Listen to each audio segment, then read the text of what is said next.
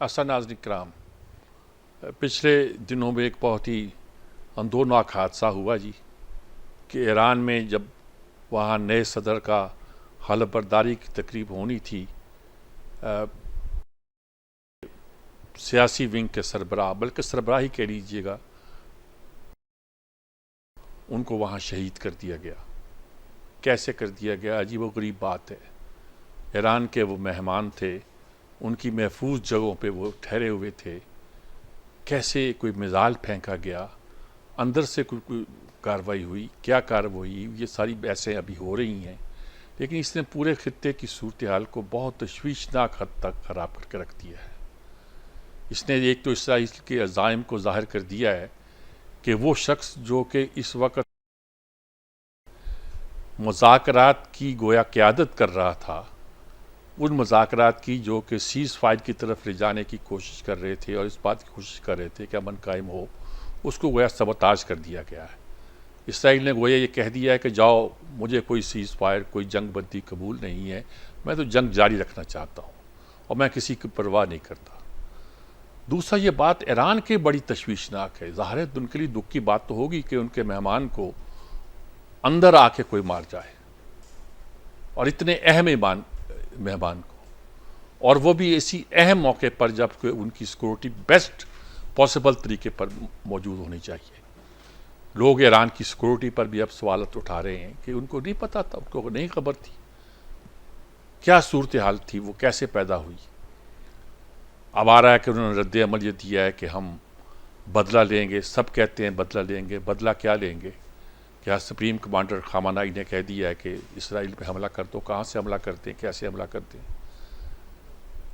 ये तो यकीनन नज़र आता है कि कोई न कोई रिएक्शन रद्द अमल होगा, फिर हो सकता है उसका भी रद्द अमल हो। अमेरिका ने कहा कि हम इसराइल की हिफाजत करेंगे। अपनी उन्होंने बहरी बेड़े भी शहर रवाना कर दिए हैं, फ़ौजें भी रवाना कुछ कर दी हैं, कुछ कर दिए हैं। इसको अब यानी कि आर्मी सतह पर इसको क्या लें? हम किस ज़माने में बस रहे हैं?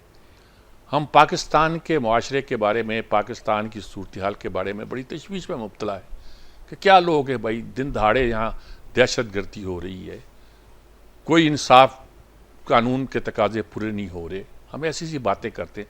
दुनिया में क्या हो रहा है? कुछ हो रहा है, अब तक होता आया है, ये अब उसकी इंतहा है, और खामोश बैठा हुआ पूरा अहले अरब,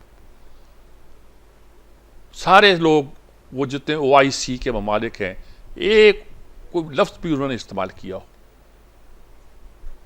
एक तुर्की है, कुछ रूस है जिनकी आवाज़ें निकली हैं, चीन तो दरअसल इस मामले में साथ देता ही है। क्या नक्शा बनने वाला है पूरी दुनिया का? लोग इस पर भी सवाल करते हैं। क्या चीन के साथ और रूस के साथ और अमेरिका एक नई सूरत हाल को पैदा करना चाहता है? वो बात का सवाल है जिसको हम एड्रेस करेंगे। लेकिन इस वक्त जो सूरत हाल पैदा हुई है, उसके खदशात हम तक कैसे आ सकते हैं? हमारा नक्शा ये है कि कुछ 14 घंटे के बाद दफ्तर खारजा ने रिएक्शन दिया, तो उसमें पहले इसराइली एडवेंचरिज्म का लफ्ज़ इस्तेमाल कर दिया, फिर इसराइली का लफ्ज़ काट दिया। एहतियात, कमाल की एहतियात, डिप्लोमेटिक एहतियात कहें, क्या कहें इसे भाई। और फिर बाद में उसकी तलाफ़ी होने लगी। वज़ीर आज़म ने ज़रा सख्त किस्म के बयान दिए, करारदादें पास होगी, नवाज़ जनाजा पढ़ी जाएगी, गायबाना ये वो सब कुछ करेंगे। लेकिन क्या बिल्कुल मुस्लिम दुनिया जो है ख़त्म हो चुकी है? यहाँ अब अवामी आलम इस्लाम के उठें और अपने हुक्मरानों को पकड़ के कहें कि कुछ करो। ये पूरी इंसानियत का मसला है, आलम इस्लाम का मसला नहीं है।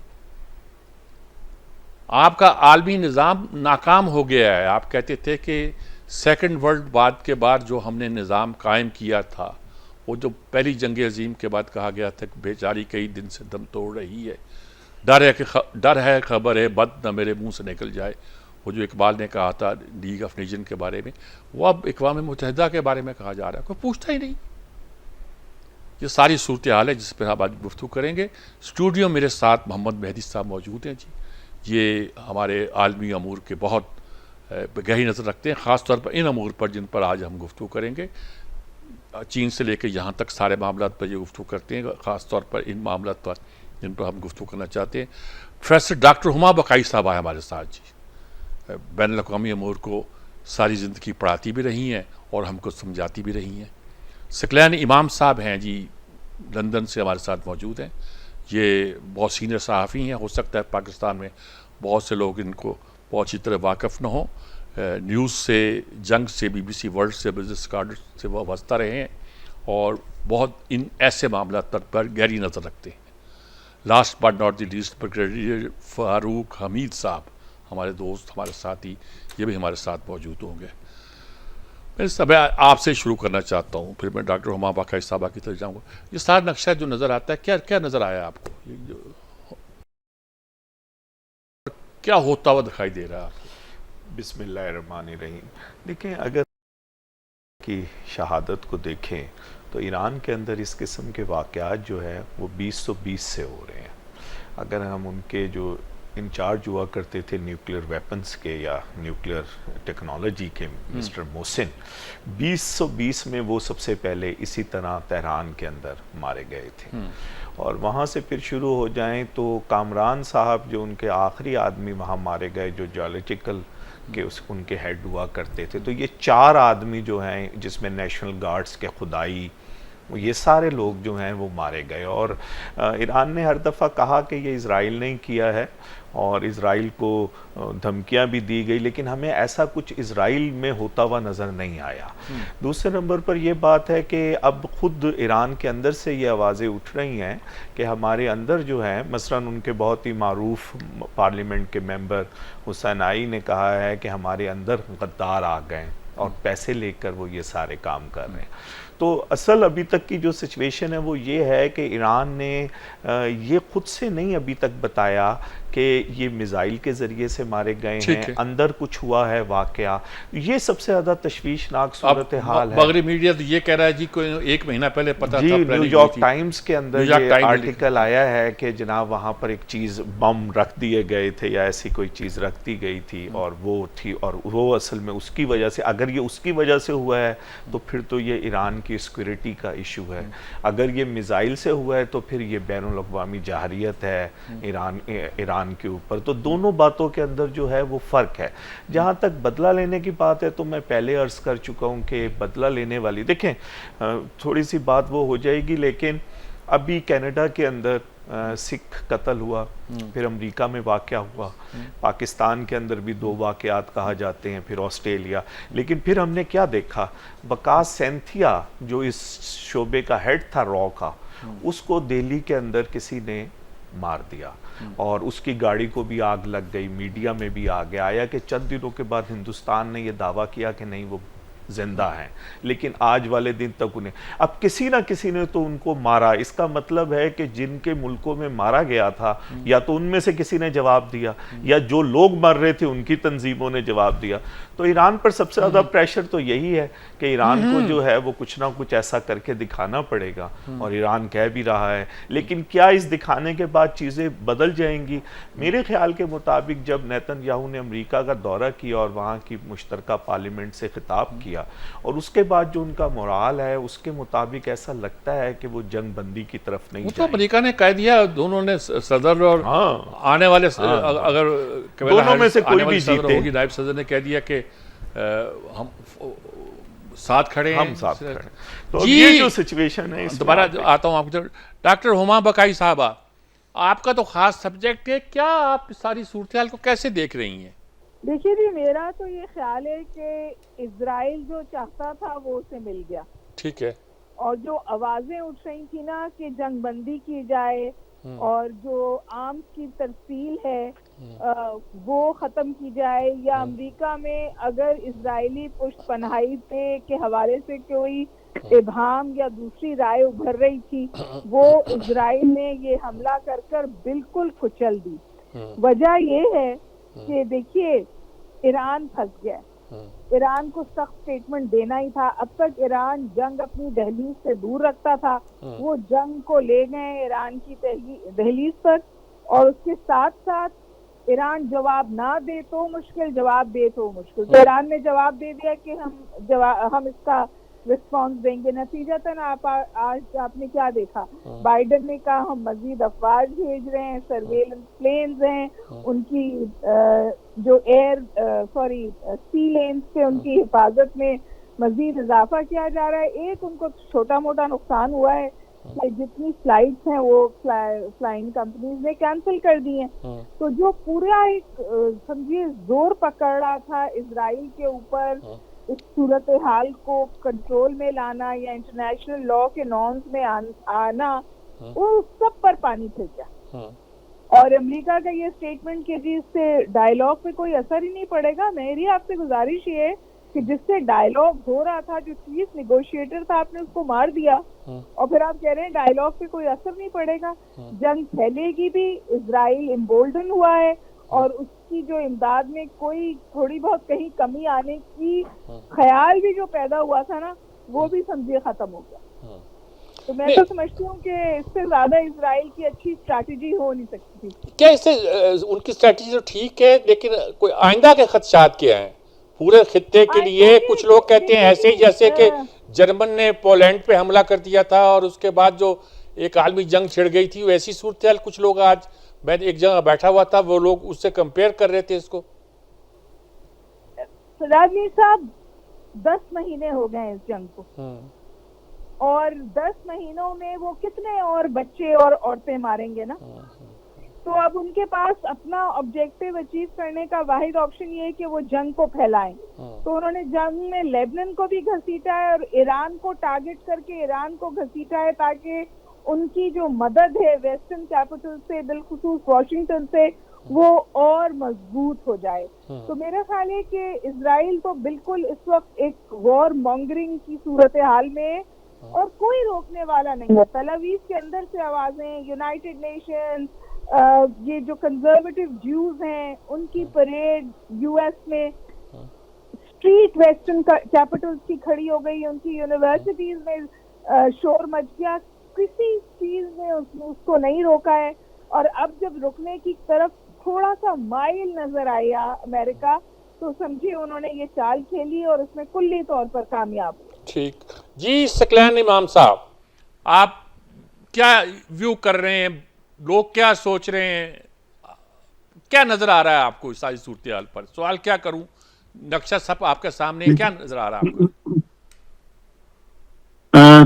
سجاد صاحب, ابھی جو نیو یارک ٹائمز کا حوالہ دیا جا رہا تھا کہ اس نے بتایا ہے خبر کے ذریعے کہ شاید اندر ہی سے پہلے سے پلاننگ کی گئی تھی, کوئی اندر مداخلت ہوئی ہے یا اندر ہی کے لوگ کچھ ملے ہوئے ہیں بیرونی طاقتوں سے. نیو یارک ایک قابل اعتبار اخبار رہی ہیں اور یہ کئی بار ثابت ہو چکا ہے. وہاں پہ پلانٹڈ خبریں لگتی رہی ہیں, وہاں پہ پلانٹڈ تصویریں لگتی رہی ہیں. عراق جنگ سے لے کر اب تک کئی واقعات ایسے ہو گئے ہیں. لہٰذا امریکی اخبارات کی جو کئی خبریں ہوتی ہیں وہ ضروری نہیں کہ صحیح ہوں اور ان کے انسائڈر سورسز بھی صحیح ہوں. تو ایسی خبروں کو بڑے محتاط انداز سے دیکھنے کی ضرورت ہوتی ہے. بعض اخبارات ہیں جو کریڈیبلٹی بہتر رکھتے ہیں, لیکن کم از کم نیو یارک ٹائمز اب ذمہ دار حلقوں میں ایک قابل اعتبار اخبار نہیں سمجھا جاتا ہے. دوسری طرف چلتے ہیں, اگر ہم قتل دیکھیں تو فی الحال تو یوں لگ رہا ہے کہ ایک ٹرمپ کارڈ کھیلا ہے اسرائیل نے اور شاید, اور انہوں نے ایک اپنا بڑا ہدف حاصل کر لیا ہے. لیکن ہدف میں بڑی بنیادی چیز یہ دیکھی جاتی ہے کہ کوئی ایسا کام یا ایک ایسا آپریشن جس کے ذریعے آپ دشمن کی خاص طاقت کو کمزور کر دیں, تو اس کو ایک اسٹریٹجک وکٹری کہا جا سکتا ہے. بنیادی طور پر ایک مذاکرات کار تھے, جس طرح کے فلسطینیوں کے ایک صاحب اراکات تھے. اگر آپ نے صاحب اراکات جیسے شخص کو ہلاک کر دیا ایک اس طرح کے حملے میں, تو آپ نے فلسطینیوں کی فوجی طاقت کو کمزور نہیں کیا ہے. ان کی فوجی طاقت اپنی جگہ برقرار ہے, اور جو فوجی حملے کیے گئے ہیں اس سے سویلین زیادہ ہلاک ہوئے ہیں اب تک کی جو اطلاعات ہیں. اور ظاہر ہے کہ طور پہ کچھ تو کمزور ہوئی ہے, ہم یہ نہیں کہہ سکتے بالکل کمزور نہیں ہوئی, لیکن یہ کہ ان کے لڑنے والے, ان کے جنگجو ختم ہوئے ہیں, اس کا ابھی تک کوئی ثبوت نہیں ہے. اچھا, ایران میں اگر انہوں نے حملہ کیا ہے تو جیسا کہ ابھی آپ ہی کے ایک ساتھی فرما رہے تھے کہ ایران میں یہ حملے کافی عرصے سے جاری ہیں, تو کیا اس سے ایران کی یا فلسطینیوں کی ختم ہو گئی ہے, کمزور ہو گئی ہے, ڈی گریڈ ہو گئی ہے؟ اس کا کوئی ثبوت نہیں ہے. تو یہ حملہ ایک میری نظر میں اسرائیل کے اندرونی بحران کو ایک نیا چہرہ پہنانے کی کوشش ہے, جو کوئی اچھی حکمت عملی نہیں ہے, کیونکہ نتن یاہو جو ہیں وہ خود سیاسی طور پہ کمزور ہیں. ان کے جو گالانت جو ان کے دفاع کے مشیر اور وزیر ہیں, یہ لوگ سب سیاسی طور پہ کمزور ہو رہے ہیں اور اپنے اہداف حاصل کرنے میں ناکام ہیں. تو اب وہ ایک ہوتا ہے کہ اپنی سیاسی مارکیٹنگ کے لیے انہوں نے ایک سیاسی ہدف کو ہلاک کیا ہے, اور وہ دنیا کو یہ بتا رہے ہیں کہ ہم نے بہت بڑا ایک فوجی اہلکار مار دیا ہے. انہوں نے جو لبنان کا ایک جنرل فواد جس کو ہلاک کیا ہے اسرائیل نے, وہ یقینی طور پہ فوجی اسٹریٹجک ان کے ایسٹ تھا. ایک ایسی چھاپہ مار یا گوریلا تنظیم ہے جس میں ایسے ارکان اکثر مرتے رہے ہیں. مثلا ان کا کافی بڑا جو ایک اہلکار تھا اور یعنی سمجھیے مجاہد یا ان کا ایک جو آپریشن کرنے والے تھا عماد مغنیہ, وہ کافی عرصہ پہلے ہلاک ہوئے تھے. لیکن ان کے بعد آپ نے دیکھا کہ یہ ایسی تنظیمیں جو ہیں ایک دو اشخاص پر, ایک دو ہیروز پر نہیں چل رہی ہوتی, اپنی اسٹریٹجیز پہ چل رہی ہوتی ہیں. تو یہ فوجی لحاظ سے اسرائیل کی کوئی کامیابی نہیں ہے. یہ ایک سیاسی حکمت عملی انہوں نے اختیار کی ہے. ٹرمپ کارڈ ہے جو خلا بھی جا سکتا ہے. ان کے بعد ٹھیک ہے آپ کی جی فاروق حمید صاحب, بریگیڈیئر صاحب, کیا کہیں گے آپ؟ یہ سارا جو واقعہ ہوا ہے, کل آپ سے بیٹھ کے بات بھی ہو رہی تھی, سارے لوگ اس پہ تشویش کا اظہار کر رہے تھے, کیا آپ اس وقت کیا کہنا چاہتے ہیں اس پر؟ بسم اللہ الرحمن الرحیم. بہت شکریہ میر صاحب سر. پہلی بات تو ہے کہ میرے سے غلطی ہو گئی. کل جب ہم اکٹھے بیٹھے ہوئے تھے اور گفتگو گپ لگا رہے تھے تو میں بھول گیا کہ آپ کی برتھ ڈے, اور میرا خیال ہے کہ کل کیک ہونا چاہیے تھا. وہ بہت دن ہو گئے, تو برتھ ڈے کے بہت دن ہو گئے, لیکن بہرحال آپ کو برتھ ڈے مبارک ہو. سر بات یہ ہے کہ اس وقت ہم ایج آف ڈیفائنس میں چلے گئے ہیں, خاص کر انٹرنیشنل لیول پہ, جہاں پہ واقعی ایک بڑی اب نارمل صورتحال ہے کہ چاہے یونائٹڈ نیشنز ہو جائے, سیکورٹی کاؤنسل ہو جائے, ان کی کوئی ریزولوشن, ان کے کوئی اور ڈائریکٹو جو ہیں وہ بالکل اسرائیل جو ہے ماننے کو تیار نہیں ہے. وہ فلاؤٹ کر رہا ہے.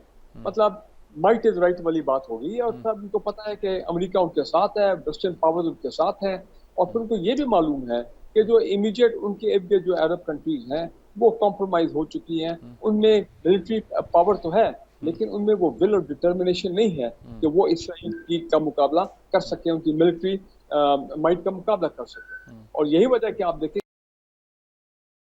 بالکل سولو لڑی ہے, لڑ رہے ہیں, لڑتے رہیں گے, سپورٹ میں آئیں گے, یا پرو ایرانین گروپس جو وہاں پہ سیریا عراق میں ہیں وہ ان کی سپورٹ میں آئیں گے, یا پھر ہوتی باغی جو ہیں ریبلز ہیں جن کو آپ کہتے ہیں یمن سے. سو یہ جو سانیہ پرسوں ہوا ہے اس میں تو کوئی شک نہیں ہے کہ اب, اور جو پہلے بھی واقعات ہوتے رہے کہ امریکن انٹیلیجنس ہو یا اسرائیلی انٹیلیجنس ہو, یہ بڑی بیوٹیفلی پینیٹریٹ کیا انہوں نے ایران کا جو سیکیورٹی سسٹم ہے, ایران کا جو انٹیلیجنس کا نیٹ ورک ہے, اور بالکل اندر لوکل فیسیلیٹیٹرز سہولت کار موجود ہیں, جو کہ آپ کو معلوم ہے پیچھے بھی کئی مرتبہ کوشش کی گئی ہے کہ اس اسلامک رجیم کا ایران میں ان کا تختہ جو ہے وہ الٹا جائے اور لوگوں کو بغاوت پہ انسائٹ کیا جائے, اور بڑی کسی حد تک انہوں نے کوشش بھی بڑی کی ہے. لیکن ایرانین گورنمنٹ اتنی ویل انٹرسٹ ہے, ان کے ریولیوشنری گارڈز ہو گئے, ان کے پاسداران ہیں, وہ جو فورسز ہیں, اور باقی انہوں نے معاملات کو کنٹرول کیا. تو یہ بات تو کلیئر ہے کہ ایران میری نظر میں اور ان کے جو اتحادی جن کے پہلے میں نے نام لیا ہے, یہی وہ قوتیں ہیں جو اسرائیل کی ملٹری مائٹ اور جو گریٹر اسرائیل کا جو ان کا کانسیپٹ ہے اس میں یہ واحد ہرڈلز رہ گئے ہیں. اور پوری کوشش ہے اسرائیل کی کہ ان کو ایک ایک کر کے ایلیمنیٹ کیا جائے. اب ظاہری بات ہے ایران بہت دور ہے فزیکلی, تو وہاں تو وہ میزائل مار سکتے ہیں, یا فزیکل انٹرونشن تو اس وقت کوئی نظر نہیں آتی ایران کے پوائنٹ آف ویو سے. لیکن جہاں تک وہاں آپ دیکھیں کہ انہوں نے باقاعدہ 4 دن پہلے بیروت میں بامبنگ بھی کی اسرائیلیز نے. اس وقت ان کو چیلنج کرنے والا وہاں پہ کوئی نہیں ہے, اس میں تو کوئی شک والی بات نہیں ہے. اور دوسرا یہ کہ اب اگر ایران نے لال جھنڈا جو ہے مزاحمت کا اور ریونج کا, وہ اگر انہوں نے لہرا دیا ہے اور آتھرائز کر دیا ہے ان کے سپریم لیڈر نے اپنے اسلامک ریولیوشنری فورسز کو جناب آپ بالکل ہم حملہ ہوتا ہے ریٹیلیشن انہوں نے آتھرائز کر دیے. اب یہ ریٹیلیٹ کرتے ہیں, ظاہری بات ہے جس طرح وہ پہلے ہوا تھا, ایرانین جنرل کو شہید کیا تھا, تو ریٹیلیشن ہوتی ہے. چند میزائل ایران نے بھی مارے تھے, وہ گرے تھے اسرائیل میں, تھوڑا بہت ان کو نقصان بھی ہوا, اور ساتھ ہی انہوں نے کہا جی بس ہم نے اپنا مقصد جو ہے, اپنا بدلہ جو ہے وہ لے لیا. تو ابھی اس مرتبہ میں سمجھتا ہوں ان کی زیادہ جگہ سائی ہوئی ہے انٹرنیشنل لیول, کیونکہ جس میں پہلے کہا گیا ایک اسٹیٹ فنکشن ہوتا ہے, اس پہ آتا ہے ایک فورن ڈگنیٹری, اس کو ایران کے سرزمین پر ٹارگٹ کیا جاتا ہے, چاہے وہ اسرائیلی سافٹ ویئر سے ہو, چاہے میزائل اٹیک سے ہو, چاہے کہ لوکل کسی نے بم رکھا ہو. تو یہ ہے تو بہت بڑی بدنامی, اور میرا خیال ہے قوم اور ایرانی لیڈرشپ غصے میں ہے.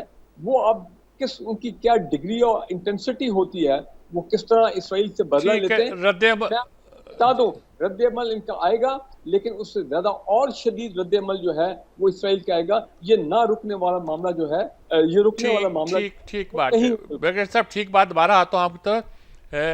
اصل مسئلہ یہی پیدا ہو گیا کہ ایران تو رد عمل دے گا, لگتا یہی ہے. اب اس کی تو عزت بھی اسی میں ہے, وہ رد عمل وہ دے گا, تو اس کے جواب میں اس سے شدید رد عمل بھی آ سکتا ہے اور آئے گا. ایسی صورت میں خطے کی صورتحال کیا ہوگی؟ صرف اس وقت ترکی اور روس جو ہے وہ نظر آتا ہے کہ کچھ جیسے وہ ایک اتحاد بنانے کی کوئی خطے میں خفیہ سی کوشش ہو رہی ہے. کچھ لگتا ہے کہ چین کے ساتھ مل کر اور ساتھ کوئی نیا بلاک بننا چاہ رہا ہے, کچھ بن رہا ہے. ہوگا کیا؟ یہ سارے کیا اسلامی ممالک بیٹھے ہاتھ پہ ہاتھ دھرے بیٹھے رہیں گے؟ وہ ان کے لوگوں کا کوئی پریشر نہیں ہوگا؟ کیا مسئلہ نظر آئے گا آپ کو آنے والے دنوں میں؟ کیا ہوتا دکھائی دیتا ہے اس کے نتیجے کے طور پر؟ کئی بڑی جنگ تو نہیں چھڑ سکتی, جنگ نہ بھی چھڑ سکتی ہے, تو کیا یہ پورا خطہ جو ہے اسرائیل کی ہیجمنی کا ایک کوئی منہ بولتا ثبوت تو بن گیا؟ مزید کیا بنے گا؟ یہ وقفہ لیتے ہیں, وقفے کے بعد اسی مسئلے پر بات کرتے ہیں. جی ناظرین کرام, جیسا سوال تو میں کر چکا ہوں پہلے میں سب, یہ کیا آپ کو کیا ہوتا ہوا کیا نظر آتا ہے؟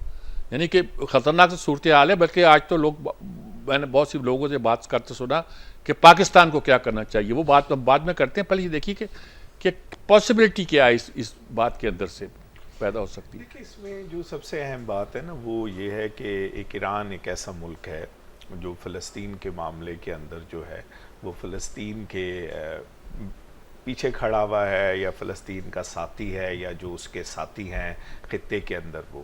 اب وہ ایران کو یہ بات درست ہے کہ وہ کوشش بڑے عرصے سے کر رہے ہیں کہ ایران فزیکلی ڈائریکٹلی اس جنگ کا حصہ بن جائے, اور ایران جو ہے وہ کوشش کر رہا ہے کہ نہ بن سکے. جہاں تک آپ نے فرمایا کہ خطے کے اندر جو باقی ممالک ہیں, وہ دیکھیں ابھی بھی ہم اگر دیکھیں تو ترکی کی جو تجارت ہے اسرائیل کے ساتھ وہ اپنی جگہ پہ موجود ہے, اس میں کوئی کمی نہیں آئی ہے. تو اسرائیل کو کوئی ایسا جھٹکا نہیں دیا جا سکا جو ممالک بات بھی کر رہے ہیں, کہ جس سے اسرائیل کو یہ محسوس ہو کہ ہاں یہ ممالک واقعی میرے خلاف کسی حد تک جا سکتے ہیں. بیانات کی حد تک تو انڈونیشیا کے پریزیڈنٹ نے بھی بہت سخت بیان دیا ہے, اور لوگوں نے بھی دیا ہے. تو بات اصل میں اب بیانات سے آگے والی ہے کہ کیا کوئی ایسی طاقت ہے جو اسرائیل کو, مثلاً ایک وقت ایسا آیا تھا کہ بشار الاسد ایسا لگتا تھا کہ اب چلے جائیں گے, ان کی حکومت ختم ہو جائے گی, لیکن یہ وہ وقت تھا جب رشیا نے ایک اور فیصلہ کیا, اور رشیا فزیکلی جو ہے وہ سیریا کے اندر آ گیا. اور اس کی ریزن یہ تھی کہ بحیرہ احمر کے اندر, بحیرہ روم کے اندر صرف ایک ہی پورٹ اس کے پاس تھی, اور وہ سیریا نے دی ہوئی تھی, اور وہ پورٹ اس کی چھن جانی تھی. اس لیے اس نے یہ فیصلہ کیا. کیا رشیا خاص طور پہ اس لیول پر آنے کے لیے تیار ہے مدد کرنے کے لیے؟ اگر ایسا ابھی نہیں ہے تو پھر ہم یہ دیکھتے ہیں کہ جو امریکہ میں الیکشنز ہو رہے ہیں, اس الیکشن کا جب تک رزلٹ اور نیا صدر آئے گا اس وقت تک تو پھر ایسا لگتا ہے کہ یہ صورتحال جو ہے یہ اسی طرف ہی چلتی رہے گی. اور کچھ تو کہتے ہیں بحر احمر کی لڑائی ہے جس میں ترکی اور روس کی کچھ زیادہ موجودگی جو ہے وہ امریکہ اور ویسٹ کی طاقتوں کے لیے میں عرض کر چکا ہوں نا کہ یہ جو سب سے بڑا مسئلہ ہے یہ وہ خطہ ہے جہاں پر تجارت, دیکھیں اسی کے ساتھ چین منسلک ہونا چاہتا تھا نا, جو آپ کی گوادر بندرگاہ تھی اس کے ساتھ جو تھا وہ آپ نے مسقط جانا تھا, اشارہ بھی کر رہا ہوں, دکم جانا تھا آپ نے, اور دکم اور اس کے درمیان جو ہے وہ ایک पुल बनना था या ट्यूब बननी थी और सामान जाना था और वो फिर यमन तक पहुंचना था और यमन से वो बहर अहमर और बहर रूम, तो ये सब कुछ, लेकिन वो सब कुछ जो है वो किसी ना किसी जगह पर उसको स्लो डाउन कर दिया गया या कम कर दिया गया। और यही सूरत हाल जो है, क्योंकि अमेरिका इसको देख रहा है, क्योंकि हूसियों की वजह से काफ़ी परेशानी है इजराइल को और अमेरिका को उस सारी सूरत हाल के अंदर। तो ईरान को जो है वो बुनियादी तौर पे कोशिश ये की जा रही है कि ईरान जो है वो जो उनको बैक करता है उसको बैक करना छोड़ दे, या कम से कम इस तरफ आए कि उन लोगों को जैसे एक मुआहदे करवा दिए जाते हैं उस किस्म का कोई मुआहदा हो कि दोनों तरफ से जो हैं वो चीज़ें चलती रहें।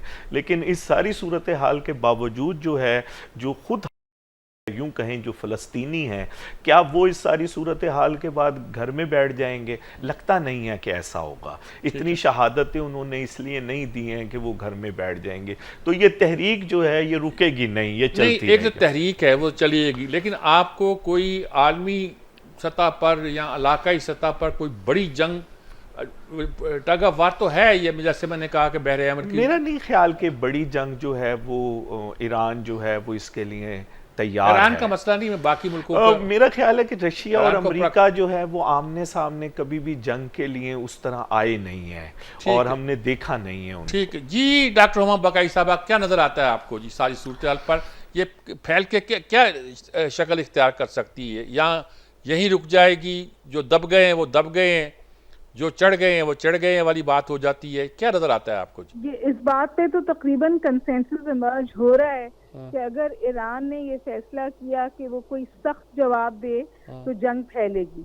अगर वो सिंबॉलिक जवाब देगा जो वो अमूमी तौर पे देता है, जैसे आपको पता है ना कि जब डोमेस्टिकस पे हमला हुआ था उसकी काउंसलेट पे, वो भी सोवरेनिटी की वायलेशन थी, लेकिन जवाब जो था वो सिंबॉलिक ज्यादा था। लेकिन अब के देखना ये है कि क्या ये सिंबॉलिक जवाब आता है, क्या ये रियल जवाब आता है। और जो आप समझिए रियल टीथ है ना ईरानियन रिस्पॉन्स में, जो रियल टीथ है ईरानियन रिस्पॉन्स में वो ये है कि वो सी लेन्स बंद कर दे। और अगर वो सी लेन्स की ऑप्शन अपनाता है तो ये इससे तो फिर पूरी दुनिया की जो सप्लाई चेन्स हैं वो इम्पैक्ट होंगी। तो मेरा ख्याल है कि ये इस वक्त फैसला करना क्या होगा, मेरा ख्याल है कि ये लार्जली डिपेंड करेगा कि किस मैग्नानिमिटी का जवाब ईरान देता है और फिर ईरान के साथ कौन कौन उसमें जुड़ता है। देखिए आप कुछ भी कहिए, इस वक्त जो मुस्लिम उम्मा है वो तो 7 अक्टूबर हो गया, वरना वो तो रिकग्नाइज कर लेते इजराइल को। ठीक है, ठीक है। मेरा ख्याल है आपका मुल्क भी रिकग्नाइज करने की तैयारी में था। तो जो सूरत हाल तब्दील हुई वो 7 अक्टूबर के बाद हुई और उसके बाद मखदूश होती चली जा रही है। मुस्लिम वर्ल्ड से मुझे रिस्पांस नहीं मैं एक्सपेक्ट कर रही, लेकिन मुझे लगता है कि रशिया ज्यादा एग्रेसिव होगा इसको देखते हुए यूक्रेन के हवाले से, और वहां पर उनको एक बहुत सख्त फैसला करना पड़ेगा। देखिए चाइनीज इनिशिएटिव को भी इन्होंने तबाह किया है। एक हफ्ते पहले चीनियों ने ताकि पोस्ट गवर्नेंस मैकेनिज्म्स इमर्ज कर सके, और चीनी इसी तरह काम करते हैं। जब यूएस विड्रॉल हुई है अफगानिस्तान से तो ये चाइनीज इनिशिएटिव था तालिबान से बातचीत शुरू करने का। ठीक है। तो वही चीज यहाँ हो रही थी जिसको इस वक्त इजराइल ने इंसान सबोटाज किया है। तो मैं तो ये समझती हूँ कि सूरत हाल मिडल ईस्ट के लिए तो इंतहाई मखदूश है, लेकिन ग्लोबल इकोनॉमी के लिए भी बहुत मखदूश है। ठीक है, बिल्कुल ठीक है जी। एक वक्फा लेते हैं, वक्फे के बाद बात करते हैं जी। सिकलैनी इमाम साहब, आप क्या फरमाएंगे? सारी नक्शा अब हो क्या सकता है, पॉसिबिलिटी क्या नज़र आती है आपको यहाँ पूरे इलाके में, खित्ते में? कुछ लोग समझते हैं कि ये एक पूरी आलमी जंग भी शक्ल इख्तियार कर सकता है ये वाक़या।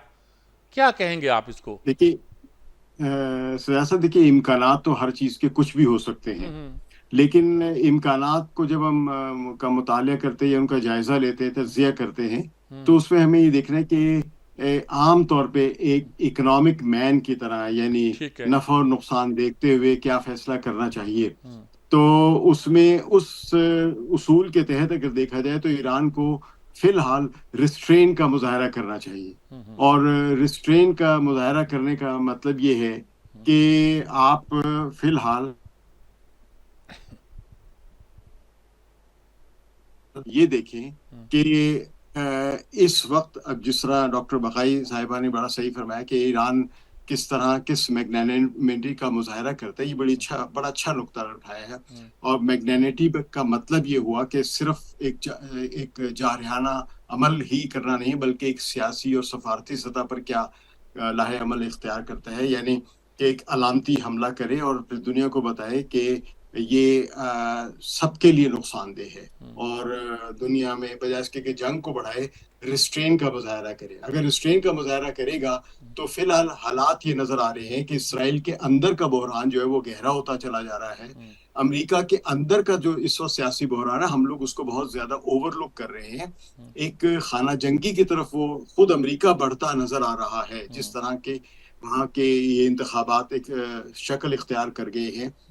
کملا ہارس کے آنے کے بعد لگ رہا ہے کہ ڈونلڈ ٹرمپ کی پوزیشن پھر کمزور ہو رہی ہے، اور ڈونلڈ ٹرمپ اپنی پوزیشن کمزور تسلیم نہیں کریں گے، اور اگر اس دفعہ بھی وہ الیکشن ہارتے ہیں تو وہ شاید 2020 والے حالات نہ ہوں، اس سے بدتر حالات ہوں. تو یہ ساری دنیا میں ایک جو اقتصادی بحران بھی موجود ہے، اس میں ذرا سی بھی چیزیں آگے بڑھی خراب ہوئی اور اقتصادی کشیدگی فوراً پیدا ہوگی، اور دنیا کی اکانومی اس وقت بالکل ہی ایک ایسے سمجھے کہ پل صراط سے گزر رہی ہے کہ جہاں پہ ذرا سی گڑبڑ جی بہت بڑا ایک بحران پیدا کر سکتی ہے دنیا کی. یعنی یورپ کی جو پوری معیشت ہے وہ ایک قسم کی کساد بازاری سے گزر رہی ہے. امریکہ میں کچھ حالات بہتر ہیں، ورنہ دنیا میں حالات اچھے نہیں ہیں. تو جنگ ذرا بھی ہوئی اور ایسی کوئی پابندیاں لگی، کوئی سی لائنز بند ہوئیں جیسا کہ کچھ معطل ہیں بحر احمر میں، تو اگر یہ معاملہ خراب ہوتا ہے تو دنیا میں ایک جنگ کی طرف ہم جا سکتے ہیں. لیکن ایک چیز بڑی واضح نظر آ رہی کہ روس اور چین امریکہ سے براہ راست ٹکر لینے کے کسی بھی موڈ میں نہیں ہے، بلکہ براہ راست ٹکر لینے دوسری بات ہے. ایران کو جو روس نے S-300 ایک اینٹی میزائل سسٹم جو ڈیلیور کرنا تھا، اور اس کے پیسے بھی لے لیے تھے، 10 سال تک ڈیلیور نہیں کیا تھا، اور اس کی وجہ تھی امریکہ کا دباؤ.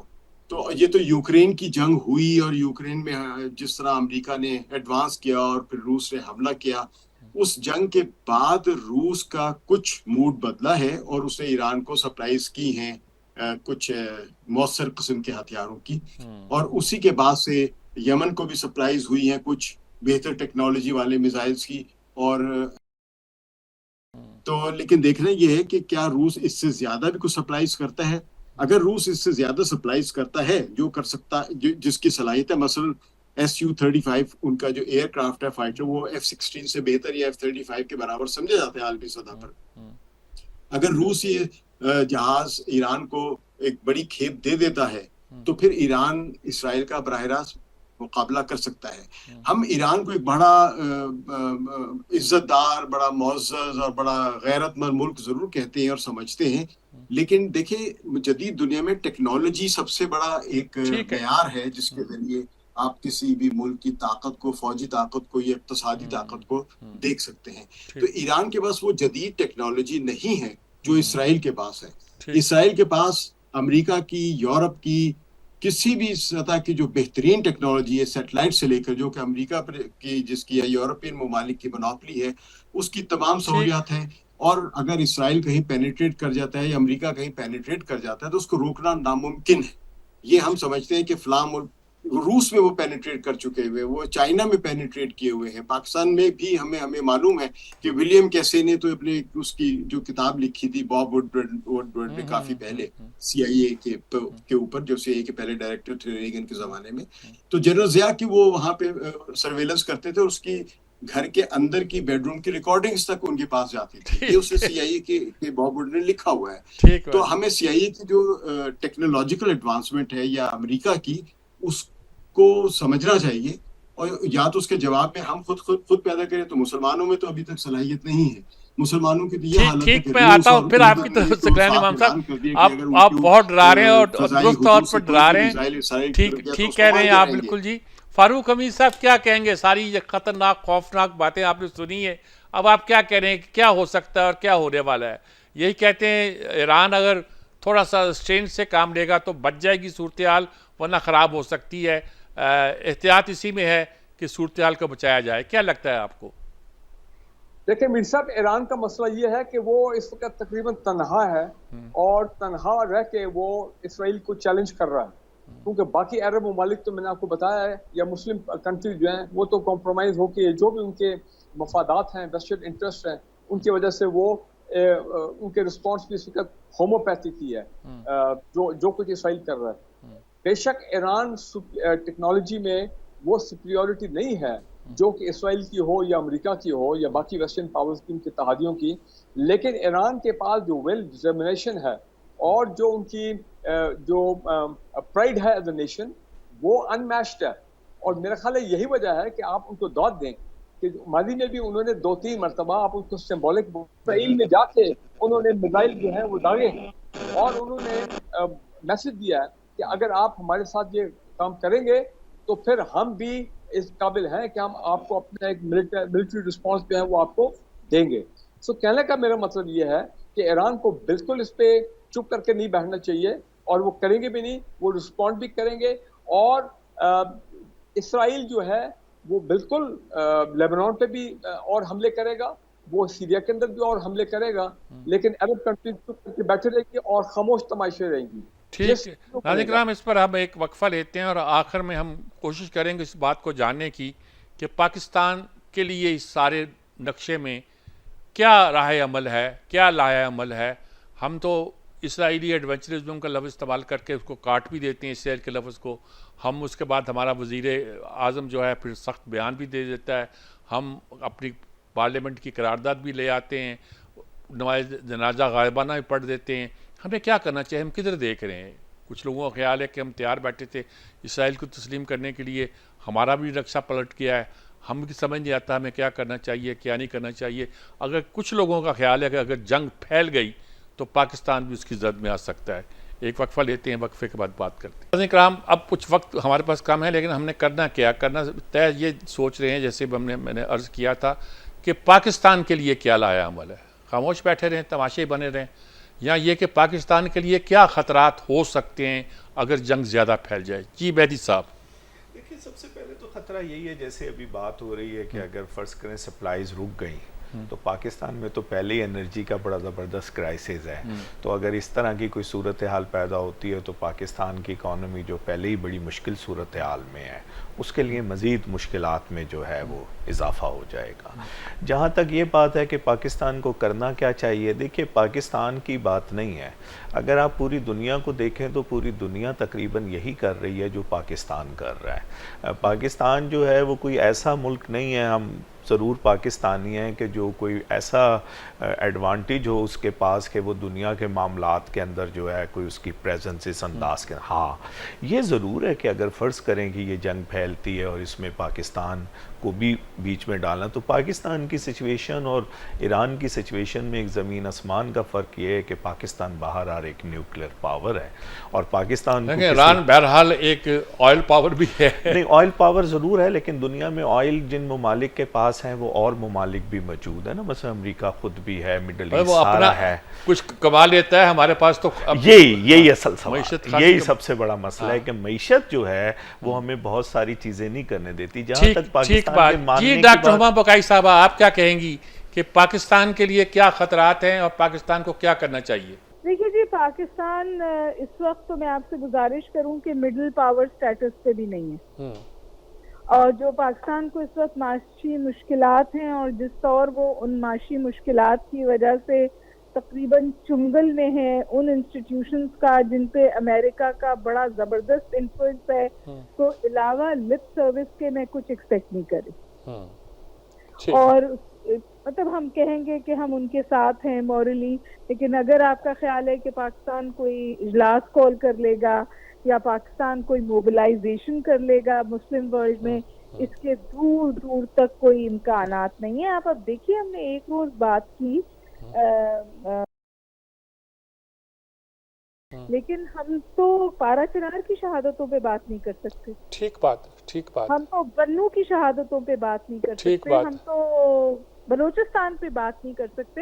تو جب اپنی معاملے پہ سمجھیے زبابندی ہے تو آگے کیا ہوگا. اور میں ایک اور گزارش کروں کہ میں حیران تھی کہ فورن آفس کا اسٹیٹمنٹ آیا کہ جی ایران کو کوئی حق نہیں ہے کہ وہ ہمارے انٹرنل معاملات میں دخل اندازی کرے, جب وہاں سے پارا چنار پہ اسٹیٹمنٹ آیا. تو فرینکلی اسپیکنگ میں نہیں دیکھتی پاکستان کو ایران کے ساتھ کھڑے ہوئے اگر کوئی ایران کی طرف سے سخت فیصلہ دیا جاتا ہے اسرائیل کو.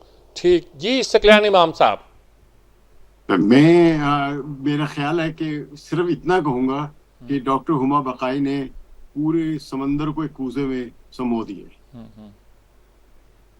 یہ تو آپ نے بہت مختصر بات کر دی. اب آپ کو کوئی خطرہ تو نظر نہیں آتا پاکستان کے لیے زیادہ جنگ پھیلی تو؟ دیکھیے پاکستان اتنا مطیع و فرما بردار ہے کہ اپنا نقصان کر کے امریکہ کے جو مفادات ان کی نگہبانی کرتا ہے, اور یہ پاکستان کی پالیسی آج سے نہیں ہے.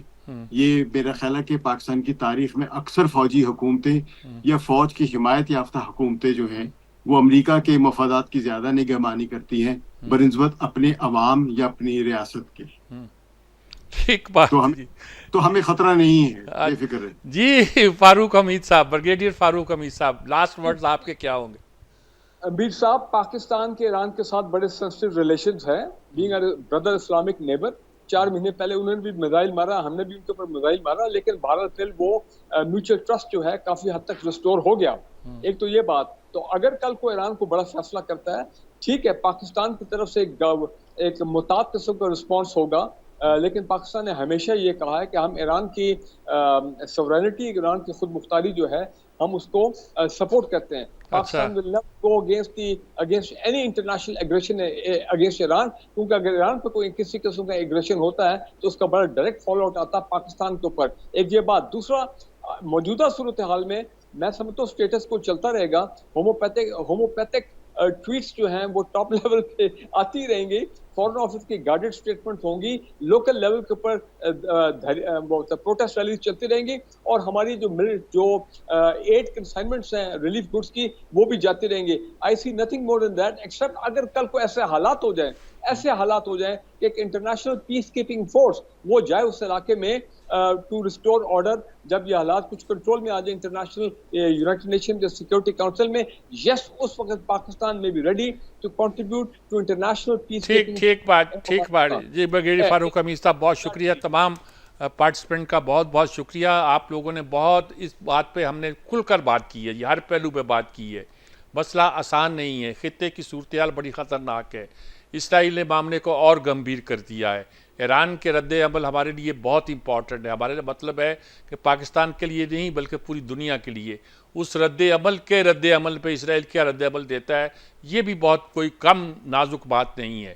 امریکہ نے رد عمل دے دیا ہے, اپنی فوجیں بھیجنے کا, اپنا بیڑا بھیجنے کا اعلان کر دیا ہے. اس سے بڑا رد عمل اور کیا ہو سکتا ہے؟ اس کے جواب میں روس اور ترکی یا چین یہ دوسرے ملک کیا رد عمل دیتے ہیں. بحیرہ احمر کی لڑائی بن جاتی ہے. بحیرہ راستہ روکنے کے لیے ایران کہیں آگے بڑھتا ہے یا کیا کرتا ہے.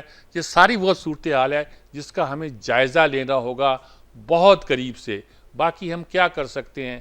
ہم اپنے مسئلوں پہ کچھ نہیں کر سکتے, دنیا کے مسئلوں پہ کیا کریں گے؟ ہمیں محتاط بھی رہنا ہے, احتیاط بھی کرنا ہے. اس وقت پورا حال میں اسلام احتیاط ہی کر رہا ہے اور تو کچھ نہیں کر رہا. اجازت چاہتا ہوں. اللہ حافظ.